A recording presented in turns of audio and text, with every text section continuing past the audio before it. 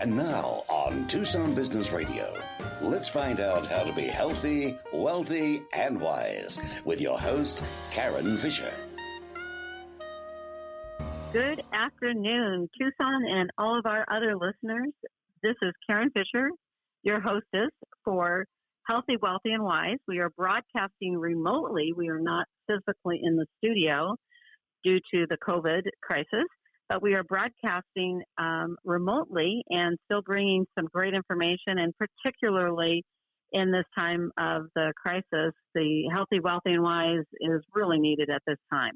Mm-hmm. I would love to introduce to you my very, very special and amazing guest and a friend for several years now, the one and only Carey Conley. Thanks for having me on, Karen. I'm so excited that you're here. You are in Oklahoma right now? I am in Oklahoma right now as my daughter is expecting a baby in a few days. So I am, from Arizona, Phoenix specifically, but I've been here for a little over a week and I'll probably be here for another couple. Well, it is just so exciting, and expecting your first grandchild. I just can't even imagine the bundle of nerves and joy and excitement and all of those fun things all wrapped up into one. Yes. So many people have told me that if they had known how much fun grandchildren were, they would have had them first. So, yeah. So true. Yes. So this is, the miracle of technology is that we can be broadcasting multiple thousands of miles apart, and we can get the information that's out there that is so critical. What I would like to talk about, so first and foremost, I know the first time that I met you was just shortly after you had written your first book. You've written multiple books, but the very first book was Vision is Victory. And you do a lot of things. Carey, you are, obviously you're a speaker, you're an author, you're a coach, you are a collaborator, you are a true visionary. Yeah. So one of the things that I would love for the listeners to have, because I do know your story, some of the information behind the scenes, but I would love for you to share with our listeners a little bit about your personal journey, and then what led you into the next book, which is Keep Looking Up, mm-hmm. and what we can do when people feel, right now, there's a lot of people that feel hopeless, and I know the core theme at your heart is there is always hope. Yes, there is. Well, long story short, I have been an entrepreneur for almost 27 years, because at that point in my life, I was in my late 20s and working full time and not loving the 9-to-5 gig. So I really wanted to be able to unplug from that, especially when we started having children, which happened a couple of years after I wrote my first vision on paper. I was encouraged by a mentor of mine to take an entire day and sit down in total silence and write out everything I wanted my life to look like in detail. And I believe, and I've shared this with thousands of people in many different ways, that what happened for me that day is God and I, the universe, whatever you want to call it, were collaborating. And I was getting a very clear vision of what my purpose was to become and what some of the things that I wanted to do and create in my life. So because for 25 years, I did that really well, growing two businesses, I started teaching it about 8 years ago. I started literally creating my own content, doing my own workshops, bringing people into small little hotel rooms and getting them to get their vision out of their head and onto paper. And so that worked, and they started asking for more help. So I started bringing people into coaching, and that worked. And so I started getting asked to speak, and it goes from there. But on multiple different stages, did write my Vision is Victory book I think it was in 2015. So it's been out for a while. It's literally a workbook that somebody could buy on Amazon and take and do what I did in a day. I also have another book that my daughter and I co-wrote last year in 2019 called, as you mentioned, Keep Looking Up. The purpose of that book stems from some tragedies that have happened in our life. We've lost both my husband and my son since 2014 to suicide 3 years apart. And we wrote that book not only to share our story, Karen, but mostly Keep Looking Up is 11 chapters of what we've learned in the journey to hopefully help other people going through whatever adversity they're going through personally, or, things like what we're dealing with right now, things that are outside of our control. So yeah, I've done a lot of different things and have had quite a journey in the past 27 years. So yeah, and the piece that I know is that first to lose your husband and then to lose your son, both to suicide. I mean, that is, I just think, unfathomable for many people. Just absolutely unfathomable. I can't even say the word, but you know what I'm trying to say. Yeah. And yet, instead of, and I'm sure that there were many, many days that you just wanted to stay in bed with the covers over your head and like, that's it. Okay. And I know there are people that are doing that now. I'm not here to minimize what people are feeling, but they're doing that now simply because they're having to stay at home. But they're forgetting that, well, at least I have a home. Right. Okay. And they have not had the tragedies that you've experienced. So with that, and one of the reasons I thought it would be just really timely to have you as a guest, I would love for you to share some of the parts, especially about getting really clear with your vision, because you started doing workshops and things like that. And it seems that we've got a lot of people that they'll talk about goals and things like that, but they don't really have a plan to get there.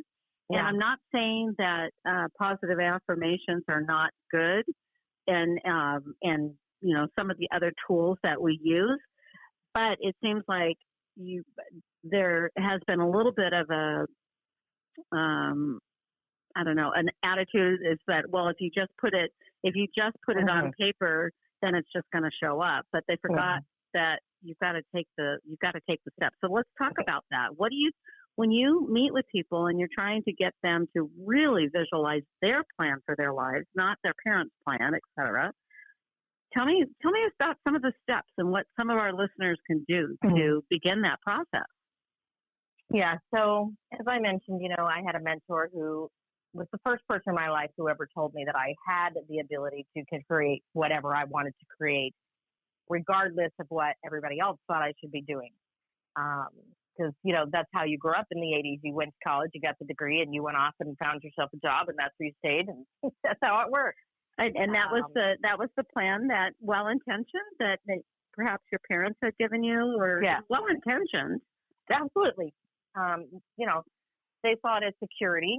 And I don't know how it was in your household, but I was the first one in mine to go to college.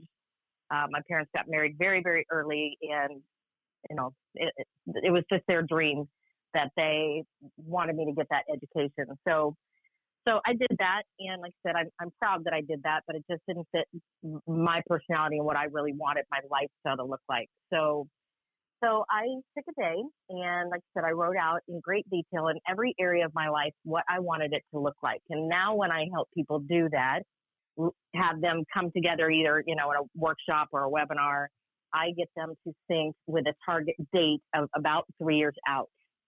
So and why 3 years? Why 3 years? Why not? I hear people talk about a 5-year plan, a 10-year plan. Yeah. Why 3 years? Well, because in this day and age, most people can't even think 3 months out. So how about 3 days out right now? Yeah. So truly, so for me to say 5, 10, 20, it would just be, I don't even think they would listen to me at that point. But 3, we can kind of see, because 3 comes pretty fast. And after I get them to put the date on a piece of paper, I get them to write another thing that's non-negotiable, which is ages. So I get them to write how old they'll be on that day, how old their family members will be, specifically if they have kids and grandkids, because they can see some major life shifts coming with that projection of 3 years out. And nobody sits down to really think about that, Karen, until we literally look at it and go, okay, wow, this is going to happen. And there are some things that I am not prepared for right now. Is that a big haul for a lot of the, it seems to me that sometimes it's like sparks of reality to all of a sudden realize that, oh my gosh, in 3 years, like for me personally. Now I've done that. I on a personal basis, I tend to do that as far as knowing, what that's going to be. It's just probably my personality, who's a numbers geek through and through. But it's interesting to me that I just feel like there's been a lot of people that just are drifting. They're not. Yeah. I visualize it like a race car that's just kind of sliding to the side.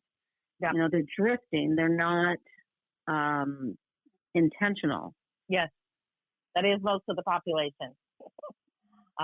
They are pretty much winging it. They might have, like you alluded to earlier, affirmations or maybe even a really pretty vision board, but no action and, deadlines on some of those things, dates that they're shooting for to achieve them. So what happens is, it becomes what I call a someday board. And, that's good. That's good. It doesn't work that way. It's never kind of worked that way in my world. I have a vision board. I do believe in them. They're very powerful. But with the things that I put on my vision board, I also have a very broken down action plan specifically for the next year. So once I have somebody write the big, beautiful vision of 3 years, the next tactical thing I help my clients do is take it into 1 year, very specific, what we call SMART goals, specific, measurable, achievable, relatable, and time frames. So we take those goals in every area of their life and we break it, if this is where we're going to be in 1 year, then let's break them down into quarters, and then they can take it from quarters into months. So we were able to reverse engineer a great big dream that most people just can't see how it's going to come to fruition. Well, I think that reverse engineering is key. You and I are doing some fun work together because I have many, many big projects and plans and some things. And one of the things that I have found for me personally is I know that there's the work that needs to be done, but there's also another part of me, which is that type of personality that says sometimes I don't want to do the work. And so I have to have the icky work attached to something that is I've got to play a game with it or have it attached to something that I really want. What other like big stumbling blocks do you see for a lot of the people that, because you've literally worked with thousands of people. So what else do you see that people are, what are the tripping points? Well, a lot of them are things they're not even aware of. So you and I have talked very recently about stories. A lot of people have some stories rolling around in their head that they believe to be really true situations for them that they can't get past. And so what we work on is identifying some of those stories, some of the things that you hear yourself saying to yourself on a regular basis that isn't necessarily true, but unfortunately right now you have believed it to be true. So first thing is we have to do a lot of awareness around what you think is keeping you stuck and start turning them into things that are things that you now see as, okay, I can really change this. Does not have to be my truth. So what's an example of that when people, sometimes they think, well, don't you understand? Whatever it is. Mm-hmm. So I've had a lot of those conversations this week. So I'll just pick one. A couple of women in this group that I'm running are talking about the fact that they are feeling like it's too late for them to go after their vision because they're too old. Both of these women are in their early 60s. So, for you and I specifically, because you and I are both around that age too, that becomes but that's not true. That's not a truth because we still believe we have plenty of life left and we intend to go after our vision. And there are plenty of people, if we Googled it and said, how many people became successful after they were 60, we would find going all the way back to the Bible, there you go. Yeah. So we now look at it and go, okay, so it's really not true. I'm the only one saying that and believing that. So what can I now do to change that? And that's where, writing affirmations, saying them out loud to yourself, surrounding yourself with powerful people that did do just what you want to do, for me, it's always about hanging around the people that are where I want to be. I think that's huge. That's like if you do play tennis. I'm not a tennis player, but my husband is, and there's a lot of analogies to that. Is that if you want to get better, hang around a better tennis player. Same thing in terms of in business. If you want to be a more impactful leader, hang around other impactful leaders. Investing that information yourself. And it's funny that you said as far as the age, the one that always pops to my mind, and she was absolutely incredibly successful, was our American folk artist, Grandma Moses. She didn't even start until she was 78. Yeah. Yes. So many examples. And again, so we have to look at that and say, okay, then this cannot be a truth, that age is a factor of not going after your dreams, because it's been proven too many times that it is not. Yeah. So we have to adopt new truths. I love that. Adopting new truths. And sometimes there's a woman by the name, I think you know her, Carey. Yes. Terry, who's been a guest on the show, she's actually said in the past that when something like that pops up, to say, well, isn't it interesting that I have this interesting point of view? Yes. It's interesting. It doesn't mean it's true. And so what are some other, too old, and so what are some other limiting beliefs that you hear frequently? Well, it's very common for people to say repeatedly, who am I to have all this? I have enough. Am I being too greedy? Am I worthy enough? There's a whole lot of lack of self-confidence and self-worthiness. Unfortunately, I want to say, especially in women, there's always the time and money excuses. People can use, at the right time, I don't have enough money, to start going after something, and time and money are never the reasons, quite frankly. And that is for sure. The interesting thing that people seem to forget is that's the other part, in addition to age, time marching on, the other piece of it is, not only are we going to be 3 years older 3 years from now, period, the end, every one of us, from Mother Teresa to everyone, has been given the same 24 hours in a day. Yeah. So somebody that's extremely successful in any area of their lives, the one thing that they did not get is more than 24 hours in their day. Yep, exactly. They just prioritize, and that's what having a vision does for you. When you have a very clear vision of what you want in your life and also what you don't want, it helps you create a daily intentional plan of what is most important, and you can, little by little let go of the other stuff.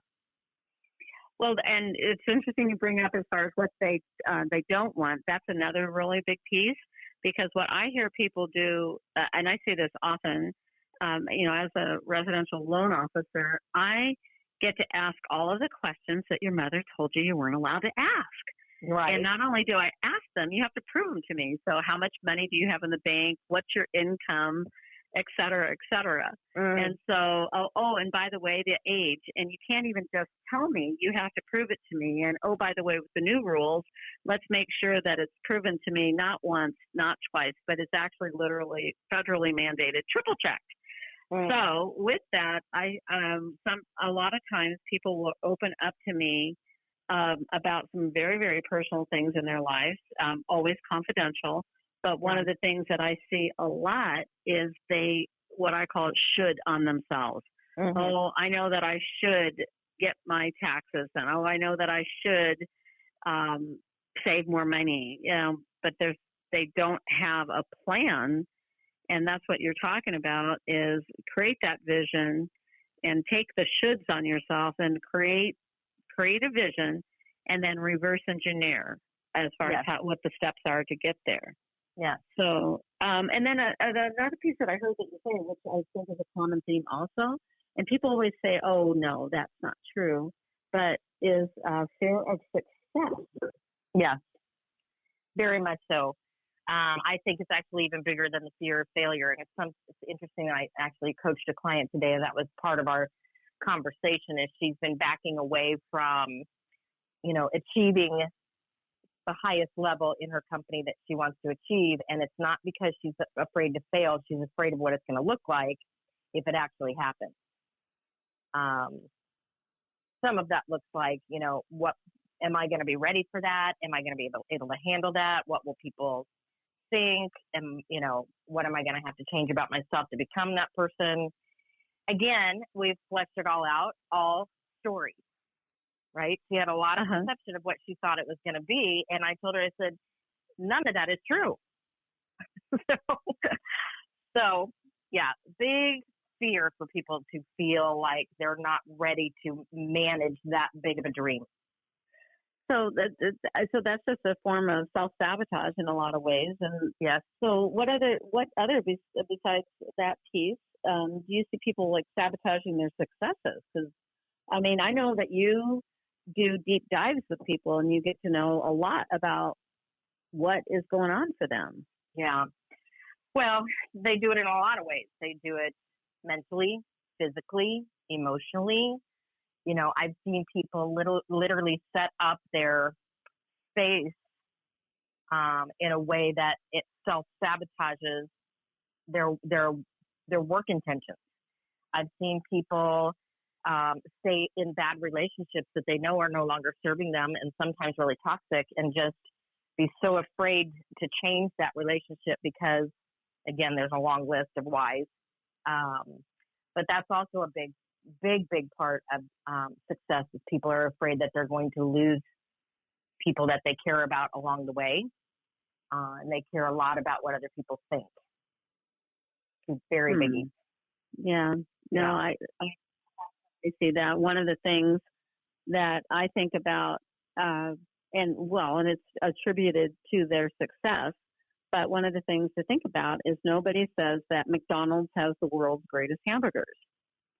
But McDonald's as a company has proven over and over and over that consistency is more important than quality. And that cuts in a couple of different ways. But the hamburger that you have in Tucson is the same that's in Dallas, is the same as in New Jersey, et cetera.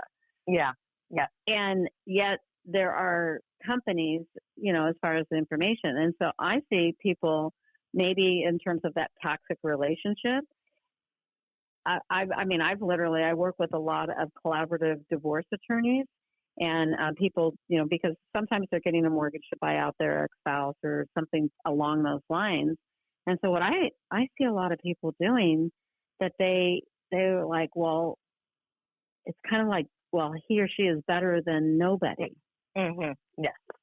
Yeah, absolutely. And I've seen that a lot too. People that they've gone through the work, they have transparently told me they knew they needed to make some changes and that these relationships were no longer serving them. But, if I keep seeing them at the same networking events all the time and they, I can tell by the way they look at me that they haven't made any changes. It pains me because I know that what's keeping them there are, like you said, it's just the fact of, afraid of being alone, afraid of, again, what people think, et cetera. Very, very interesting to watch as far as that and to see that, because like I said, I just see this on a little peripheral thing. And one of the things that I love to do and why I launched the radio show, although I've done radio on and off for about 20 years, was specifically to connect people. So what else as far as with their successes? Like, well, we're talking about sabotage, but what are some of the things that people do once they get real clear with their vision? What are some of those first baby steps that they take towards their success and really making their dreams come true? Well, once they have the 3-year vision and we're able to map out a very strategic, big, almost non-negotiable goal, then we can reverse engineer it like we've talked about it, break it down into those quarterly goals. Quarterly goals are magical. When you have really specific activities that you're going to do in 90 days that are going to help you move forward, you can eliminate all the other stuff that you shouldn't be doing, period, or just yet. So that they can break it down to, okay, so what if this is where I'm going to be at the end of the quarter, what do I need to do each month? And that becomes, all right, if this is where I'm going to be at the end of the month, what is it that I need to do this week? And that, again, becomes bring it all the way down to what's the best use of my day to day. So in the area, for example, of my business, of what I'm doing, I'm very, very clear on income targets being one goal and reach being another. And so because me and my team know those numbers, we know exactly every day what we need to do to stay on track with that.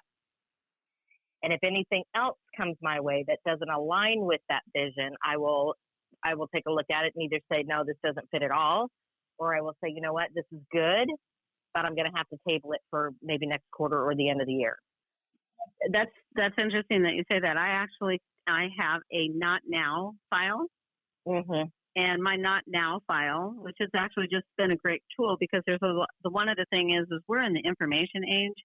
Yeah. You know, I have always been on a personal basis, a voracious reader. And I always thought it was interesting that Jim Rohn, business philosopher who's since passed away, Jim Rohn talked about that the number of households with over $250,000 a year in income, the one thing that they had in common, there's lots of different ways that people had to have that money. And most of it, well, let's just put it this way. In the United States, like next to none of it was inherited. So it's almost always business people, entrepreneurs, inventors, people that are, you know, really making an impact. And one of the things that that Jim Rohn talks about is I just lost my train of thought about Jim Rohn. But Jim Rohn, as far as the business philosopher, when he's talking about having everything broken down to success, and then, and one of your favorite quotes, I know I've seen it, but this is a Jim Rohn quote. It says, if it's important to you, you'll find a way. If not, you'll find an excuse. Yeah, absolutely. And that's why vision work is so important, because every single day we're faced with the choice of, do I really want this? Because it gets hard. It gets really hard. So that piece where people are telling you that it's easy, when does it get easy? Well, nothing in life is easy. I don't know where we ever thought that was a day that was actually going to really happen. I'm really grateful that you're saying that, because I think we've done a great disservice to some of our children. Yeah. But I mean, it's like sometimes you want to, I mean, you always want your children to do better than you did. I mean, that's just a natural thing. But the piece of the natural consequences for their actions, some of the helicopter parenting that has been going on and things like that, I don't, on a personal basis, I do not feel that is healthy for them. It's not healthy for our society. It doesn't make them strong. It's almost as if, and especially now this time of year, everybody's planting trees. If you plant a tree and it doesn't have any wind, and this is a very interesting thing. I don't know if you're familiar with the biosphere in Tucson, where they did. So, are you familiar with it? No, I'm not. Oh, you got to Google that. The biosphere, which is just outside of Tucson, they created a complete artificial world, like totally sealed off. Scientists went in there and they were sequestered. I forget it was like they volunteered to go in there for like 2 years. So it's basically a world within a world. So imagine, it's huge. You can actually go there, and they later on opened it up to the public, et cetera. But the interesting that happened, as soon as they opened the biosphere to the natural elements, all of the trees fell over. They literally just plopped over. Yeah. And the reason for that is because they're inside the actual biosphere itself, there was no wind. And it's the wind and that blowing in the storms that allow your trees to be strong. Yeah. So conversely, as far as like even with landscaping, just using something silly right now, if you always have a stake by your tree, then as soon as you take the stake away, if it's tied to the tree, you might give it a little bit of support, but one of the things that you need to do is make it loose on a regular basis, because otherwise it will never get strong. Interesting. Yeah. And Yeah. Yeah. So, Well, we do have a lot of that going on in this country, unfortunately, of raising up little humans that get a whole lot of help and not enough, letting them figure out who they are and how resourceful they are. well, and that's one of the reasons why first generation immigrants tend to be the most successful. I mean, they will come and they will make a success coming in, whereas some of the people that have been born in the United States, so somebody, they get here, they're here legally, I'm not saying illegally, they're here through the legal path, they become an immigrant, and they're building their businesses, and they will actually do better than a lot of the people that were actually given the gift of being born in the United States. Because they had that dream of being able to get here where they could see all of the opportunity and everything like that. Yeah. Well, we are. I just want to give a little bit of a plug today. You are listening to Healthy, Wealthy, and Wise. I am your hostess, Karen Fisher. I am a senior loan officer with Summit Funding, and what that means is that I give money for homes, anywhere from a single-family residence, condo, townhouse, all the way for a duplex, triplex, etc. And my very wonderful guest today is Carey Conley, who is with Carey Conley, Inc., and she is an author, motivational speaker, and an absolute vision expert. And I would say I'm going to add visionary. How's that? Perfect. Okay. Okay. So this is good. So, well, let's do a little bit of more of as far as that deep dive. What are some of the things that you do that's routine in your day to keep you moving forward? Because with the tragedies, the personal tragedies that you have had, like I said earlier, you could have just said, I'm just putting the covers over my head, or just being frozen. Yeah. Well, you have to know, and I'm sure people would assume this, that, when I lost both my husband and my son, I did take some time off for healing and, just what I needed to do. But I've been so very certain about my purpose that even though I took the time off, I knew that I would come back to this, and more so now than ever. So a big part of my day is the very first hour of my day is crucial. It is spent in quiet time. I listen to something positive. I read something positive. I journal. I pray. I read a devotion. I get very, very clear on setting the right intention and the right mindset for the day, because what most people do is wake up and the first thought they have is usually not a good one. Why is that? Well, because we all have stuff going on in our lives. And so unfortunately, it's human nature, unless we train our brains differently, to focus on the negative. And so we tend to think about those things first. And what we think about first thing in the day is how the rest of the day goes. So I have to literally do what I call suit up for the day. I need to get my head in the right space, my heart in the right space. I meditate. I then prioritize my day, again, based on the vision and where I'm going, because I always have a multitude of projects going on and you can't do them all. So I have to determine how my day is going to be laid out. And then also I have a team of people, so I have to make sure that they know what they're doing. They're telling me what they need from me. So I'm very clear about how the days in general should end.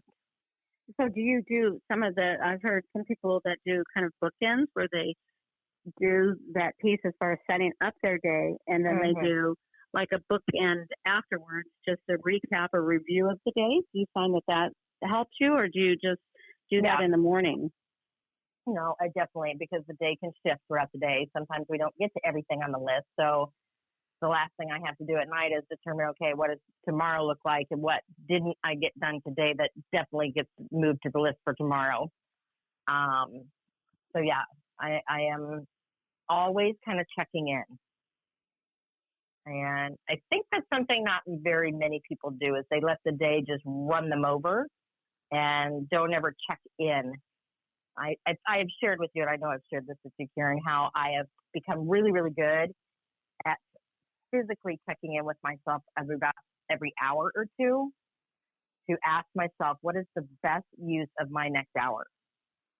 Because when we don't do that, we look up the clock and we're like, oh my God, I just spent 3 hours on something that I did not intend to do. So that's, as far as for our listeners, that's something that's very, very tactical that they can use, and to take their phone and set a timer and then do something. And I know there's quite a few people, so many of us are working from home, and one of the things that I have done incorrectly since I started working from home, part of it is because of the joy that I have I love what I do. That's good. But it's also a double-edged sword because I can just get lost in it. Yeah. And so I need to use timers and little techniques and tricks and to get up and start moving. Yeah, absolutely. Yes, just because I can do the same thing. So I have to, and if I'm not good at it, then I have other people that hold me accountable. So listeners, that's another key golden tactic. That's a tweetable moment. Okay. Yeah. Yes, I set up myself. So exercise is one of those things.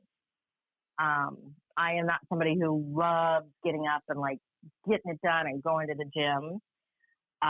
So I literally have to, I belong to a gym that's really expensive, and I have to sign up for the classes. And if I miss a class, they charge me more money. That's a great technique. So yeah, that's very accountable. So those things get on my calendar first because I'm paying for that. Well, and I do know that you're not able to go to the gym right now, but they're doing something. The gym owners are doing something interesting. This is a good thing for people who cannot physically see their clients right now. Yeah. So explain with them how they're doing that. The people who own the gyms, or the people who can't go to the gym? Well, actually, the people who own the gyms, how they are helping you to stay accountable, even though you can't physically go and attend a class. Well, they have set up virtual classes that we can still sign up and pay for. So I have done that, and even though I get the recorded classes, I show up for the live class. And the reason I do that is because if I get the recording, I know I'm not going to do it. So I show up for the live class, and I know the instructor really well. She's one of my clients, by the way. Oh, cool. I let her know that I'm going to be on live tomorrow so that she's expecting me. Yeah. I'm just one of those people, when I tell somebody that I'm going to do something, I don't not do it. So I know that about myself. So if there's something that I need to be really getting done that I know is going to be challenging for me, whatever reason, I let other people know what my intentions are. Well, and that piece is huge, but it also leads into something else that I think, and I hear is, you can hear from the clarity in your voice that you've also got boundaries. Mm-hmm. Yeah. So tell me about those boundaries. Like I call it, a friend of mine, actually, I use their name, even though my name is Karen, but he calls it the Hey Gyms. So you're in an office and somebody will pop in and they'll say, hey, Jim, do you have a minute? Yeah. And that can actually, those interruptions, there's a lot of scientific documentation that shows that if you get interrupted by something, such as maybe the beeps on your phones, the computers, etc., that it takes you this an inordinate amount of time to get back to the task that you had at hand. Yes, it does. Darren Hardy is he's a speaker that you and I have talked a lot about. He teaches people specific numbers. I've seen him put up numbers of how much that is costing you. It's a very big number when you allow distractions to take you from doing the one thing that you should be focused on, specifically, let's say, in your career and your business. So, I don't, it's interesting when you talk about that, Karen. I don't allow that in my life for the most part. Even when I was raising my kids and working from home, we had a very set structure of when I worked and when I didn't work. And my kids knew that when I was in my office working, and my husband, because he also worked from home, that they were not to interrupt me unless there was something really serious happening. And so, we've got a lot of people that have found themselves working from home and also having to homeschool their children and having to deal with a lot of fear and uncertainty. One thing, and I want to make sure that our listeners are clear, I'm not saying that Carey and Laurel did not take that time as far as, the time to really just mourn the loss of both your husband and your son. Yes.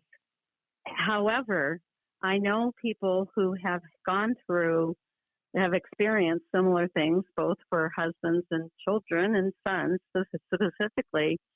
And I can tell you that they are, I know of one person that she really needs that appropriate counseling, and she's completely paralyzed. Like she is, and I think in terms of, and this is just touching on this because part of what, and believe me, it doesn't compare to the loss of your husband and your son, but there is a period of grief that is happening for people who have had their entire lives upended and that they cannot see. They can't even see their family members. I know it's really hard for those of us that are, there's a lot of people, us included, that we've got elderly parents. They're in their late 80s. One in particular, Scott's mom, is actually in an assisted living and memory care facility. And even though she literally gets the paper every single day, she doesn't remember. She's got the short-term memory piece going on. And she literally right now, and it's heartbreaking, she thinks that all of us have abandoned her because we can't visit her. And she'll say, well, stop by and see us sometime. And it's like, well, we can't. Well, why can't you? Because of the COVID. Well, what's that? And finally, and she was to the point she wasn't believing us, right? And so my sister-in-law said, Mom, you're getting the paper. Go grab the paper. What does the headline say? She's like, oh, really? Wow. I didn't know that, so it's hard. Yeah. But that piece, and, without drifting on that piece as far as that, I think it's important for people to understand that grief comes in waves. It's not like how do I want to say it? It's not like you can check a box and you're done. It doesn't work that way. Right. It does come in waves, and it's not expected waves. It's not just normally the things that you think it would be. It can be something just totally out of the blue. And you have to honor that. It's not a bad thing to grieve, feel sad, cry, talk to somebody if you need to, do whatever you need to do. But it's a balancing thing, and it's different for everybody on how much you grieve and still move forward in life. And I just know that, unfortunately, this was, something that happened for me that I do know why I am called to do what I do with vision and purpose. Because now more than ever, people need to know that they matter, and they need to know that there is a reason for them being here. I think that's huge, and I want to pay special attention to your language that said that didn't happen. It didn't happen to you; it happened for you. What you just said. That's what you just said, and I would love for you to expand on that a little bit, because the limiting beliefs that sometimes people have, they will think that it's because of something that's happened to them. Yeah. Well, that's deciding that you're going to be a victim for the rest of your life. When you hang on to something like that and keep using that as the reason why you feel like you can't keep moving forward, you now have taken it and expanded it into a place where it's become a story, right? Yeah. What we were talking about earlier on how people get stories in their head is either they were taught the story, or they had some emotional event happen in their life that created the story. So this would be a really good example of that. I could validate this, and you know what? Everybody around me would tell me, you know what? You are totally validated, Carey Conley, for deciding not to work anymore on vision and speaking about your son and what happened to you, right? Yeah. Nobody would blame me for doing that. As a matter of fact, I think a lot of people thought that it would be better if I stopped. But then what's the purpose of their whole life and what I'm called to do to help people who don't have any vision, which when you lose vision, you lose hope. And this is one of the things that happens to people when they decide to end their life or their life ends in this way, is they have no vision for their life whatsoever. And that scares me a lot. And it seems that is the piece that's, for a lot of us it's what's purely driving you. Like you can just taste it, right? Yeah. And at the same time, for people that are listeners that are experiencing any level of what they are going through right now. I mean, we are in unprecedented times, and there is, that message of hope. I think it is so critical. Darren Hardy, we were talking about him today, but it was, just earlier on the show, talked about Admiral Stockdale, and Admiral Stockdale was in the Vietnam prisons, 7.5 years. And, his story is a great Googleable, if you can say that that's a verb, thing to think about. But he talked about, there's two things. He talked about the people that, when he was interviewed, Admiral Stockdale, some of the people that did not survive the prisons were ironically, not ironically, but for a lot of people, I think it would be surprising that they were the optimists. They were the prisoners of war. They were the optimists, and they said, "Well, we're going to get out this Christmas, and we're going to get out this Easter, and we're going to get out this certain time." And then when those times would come, because as we started the conversation, the dates are that's non-negotiable. You don't get to. That's not changing. And so when that happens, and the dates and that Christmas and Easter pass them by, they lost hope. Yeah. And so it's a balancing act between having hope and faith knowing that somehow it's going to happen. So, for example, during the COVID crisis right now, we know somehow it will be resolved. It will. We will get through this. Yeah. I don't, there isn't a person that can tell us when. And so you have to have faith that you're going to get through it, and you have to face reality of what's going on right now. It's both. Yeah, agreed. I just think people need to focus more on what they can control and less on what they can't. And that, I think, is I think you need to repeat that. People need to, yes, repeat that, because it's so important. Well, they need to focus more on what they can control, which is almost everything, and what they can't.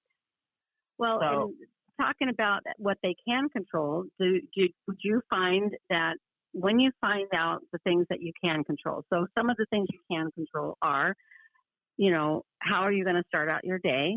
How are you going to, what are you going to do as far as planning out your day and those specific measurable goals? And so as far as getting really clear, getting crystal clear, if you will, as far as the vision for their life. And I would say that just those, as you're super clear about the type of person that you want to become and how you start to be, if you will, I know that gives me, on a personal basis, when I'm in alignment with what my vision is, and I'm making that forward movement, those steps towards my achievement of my goals, personal and professionally, that I have more peace. I feel that sense of peace. Yeah. And it just it's that knowing that I have done my best. At my heart of hearts, I've done my best. Right. Right. And that is the thing, is that you either end your day feeling bad because there were all the things that you intended to do and you didn't. And so that's a really draining energy, which is how most people live, which means at the end of their life, they die with regret, which is a huge driving factor for me as well. Or they end the day knowing that they were very intentional with their time for the most part. Nothing's ever perfect, right? Yeah, and that we did the best with our day, and that tomorrow we get up and we do even better. I think that is is absolutely critical component, and I think that there's a little bit of, I don't think that people, you set out your vision as far as the information, and I want to be clear with our listeners that having your vision of what your life is going to look like does not necessarily mean that that's all how it's going to happen. Mm-hmm. Okay.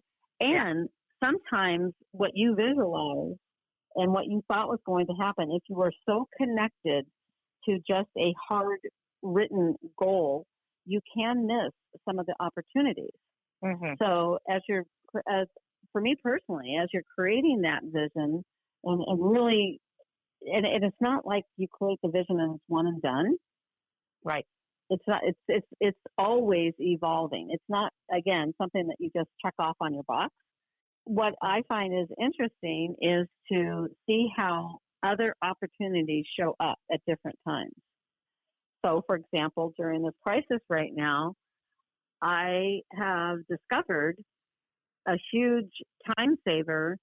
I've always been able to do things virtually, but my clients are now open to it. Mm-hmm. And there are some things that we do, that huge amount of time saving, where I can have a greater impact for people based upon the ways and the things that I can do as far as just the time saving. Right. And then talk about some of, just to give some people some additional really tactical things, because again, I'm a big quote person. Jim Rohn, one of my favorite quotes that I just have memorized is, start from wherever you are with whatever you got. Mm-hmm. Okay, right. Start. Okay, so yeah. What are some tiny shifts that people can make right now that you think might have a huge impact on them achieving their vision? Well, the first thing is they have to write it. I mean, nothing's going to happen without that.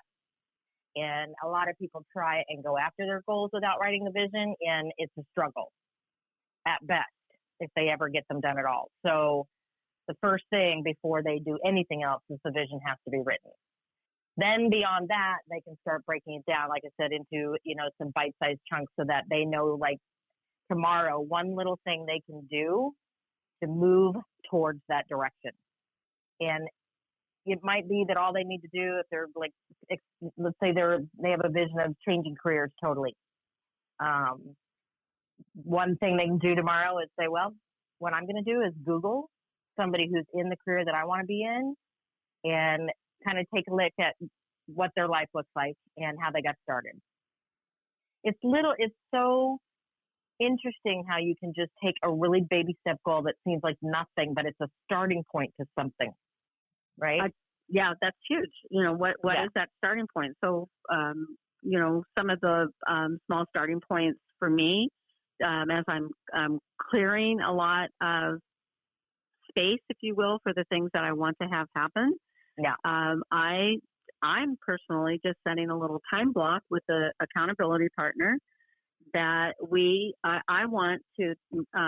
We've got our clients' files all paperless, but I don't have everything in my office paperless. So how am I going to transition to that paperless? And so I'm just spending a half an hour a day. I can do a half an hour a day. It's not going to get all done in one day. It's not going to happen. Right. But it's that tipping point. And I think about, there is an amazing book that I've recommended to a lot of readers called Atomic Habits, written by James Clear. And I love what he talks about as far as the ice cube. So you've got an ice cube and you've got it sitting on the counter. And that ice cube looks fine. It looks fine. It looks fine. It looks fine. It looks fine. It looks fine. And then all of a sudden it starts to melt. Mm-hmm. Okay. It didn't go from being in the freezer to immediately melting. It was all of the work that went in, and as that internal temperature was raised before it hit that tipping point. Right. And I think that is so important when, especially if you've got a big goal that's a lot of times that there's a lot of work that has to happen to hit big goals. Yeah. But you've got to remember those 3 to 5 phone calls that you make today or that you didn't make today will have an effect on the trajectory. So think about an airplane going across the United States. You can be off just slightly by 1 degree. And it's a difference between ending up in Florida or perhaps ending up in Michigan. Mm-hmm. And exactly. So as far as information. Yeah. Well, Carey, you're going to be surprised because everybody always is. We are at the end of our hour. Do you know, Karen, what you know about me? Oh, I you know already that. knew that. Oh, well, you know what? You're one of the first ones to say that. Actually, I take that back. That's good. So a couple of the things. First of all, I would love for people to know. I know we're going to have the information on the website, but this is the fun part. So you're up in Scottsdale. Some of the fun things I do. I love to ask people just some kind of fun questions. So, coffee or tea? Coffee. Coffee. Do you drink it straight? How do you like your coffee? Black. Okay, just black. Okay, it's the purest. And so you already talked about from a vacation, mountains or the beach? Beach. The beach. Okay. And then I just love to know, what is your favorite color? Peach. Peach. I love that. Yeah. Everybody else, a lot of people will just give me the primary colors, and that's it, And the ideal client, one of the things that I know that, and again, they can contact you. They'll have all the information up on the website. But one of the things that the clients who are the ideal, you've gotten really clear about what you want your future to look like. I know that, and you're constantly refining it. So it's not like once you hit 3 years from now that you're done planning or visualizing, right? Right. Okay. So what are some of the ideal clients? Who would you love who would you want most to work with you? Mm-hmm. Well, most of the people that I end up working with are, in general, women. Hasn't been 100%, but it's a very high percentage.